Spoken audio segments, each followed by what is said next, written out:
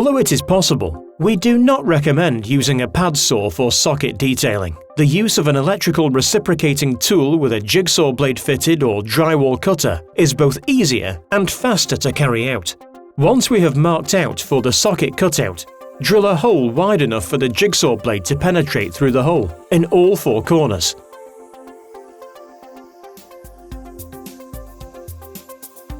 Both methods of cutting techniques provide a smooth finish and do not require additional trimming.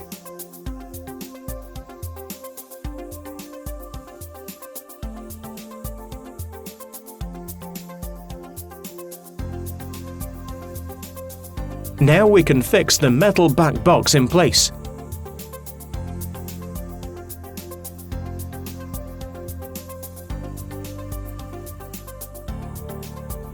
Or use drywall boxes as an alternative. Circular cutting for pipes and other openings can be done by using a hole saw.